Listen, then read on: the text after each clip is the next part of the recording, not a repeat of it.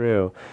Talking about the new year, because actually really quickly, last time we talked about holiday and Christmas tree and ornaments and stuff, and you mentioned about dogs drinking out of the Christmas tree water. And we got our Christmas tree, we get it in, we fill it up. The first thing we hear is there's Daisy all in there, and get out of there. So fortunately, she hasn't gone back, although she has decided she likes some of the ornaments. But other than that happens. But moving on, the new year is almost right around the corner, and we ourselves, we always think of the betterment of ourselves and our health and our mental states and things like that. But we don't always think about our pets. And so that is something, if we're thinking about the new year, what should we consider, especially if we're not as attentive to the medical or health needs of our pet? We think, they're doing fine.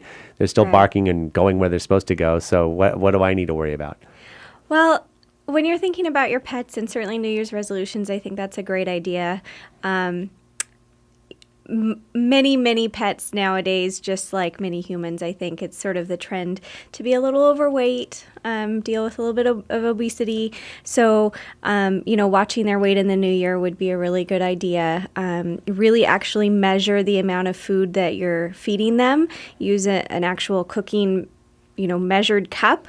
Many times I hear, it's a cup. And then I ask, well, what kind of cup? And it's a coffee mug, one of those big giant coffee mugs. Slurpee, it's, there's many different kinds. It's a double gulp that I got from the local.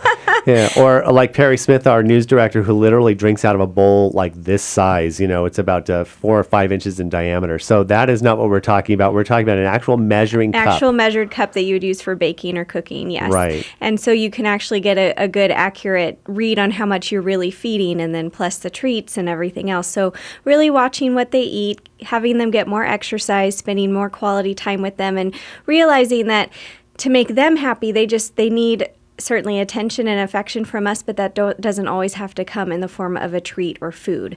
They, brush them, groom them, pet them, play with them, give them other forms of stimulation and affection other than food items. Right.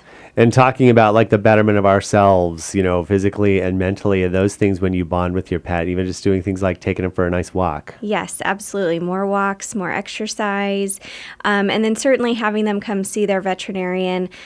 We definitely recommend yearly exams, and for our older pets, that would be 7 years or older, we actually recommend every 6 months. And that's because certainly with older pets, they can start to show signs of illness, and we want to make sure that we're catching anything early while it's still manageable and treatable, rather than, having things linger and wait until it's gone on longer. And that's true. And it's the same thing with humans. It's like we always think, okay, well, it's the time or the cost of the visit. But when you have to, suddenly there's an emergency. It's going to be a lot more it's costly. Something that could have been prevented if you'd just taken them in, regular blood work, especially in our older pets. Yes. And things like that. One of the things I know that I'm equally as guilty on in some cases is also hygiene, oral hygiene and tooth cleaning, and bringing them to your veterinarian to clean. Now, why is that a better? I mean, there are the local establishments that might do like a non-anesthetic cleaning. Right. And that's nice, like maybe as a surface or in between thing, but you still should bring your pet to the vet, both dogs and cats, for a full scale cleaning, right? Yes, absolutely. They should be seen by their veterinarian to get a full dental exam, and then an actual anesthetic or sedated cleaning. And the importance of that is because while they're sleeping with the anesthesia, we can not only do a full scaling, but we can get underneath the gum line with the scaler to get all of the calculus that's underneath the gum line out.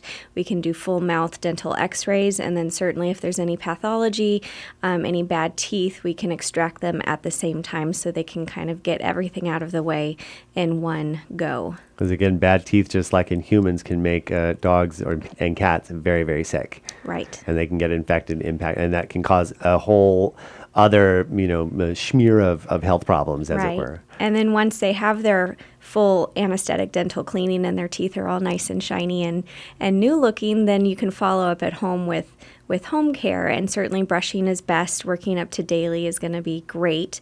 And then those pets that you can't brush their teeth, there's certainly other options as far as supplements and chews that you can use to help keep the teeth clean. And the best of all, they're probably not as stinky when they come up to Yes. try and give you those kisses. Yes.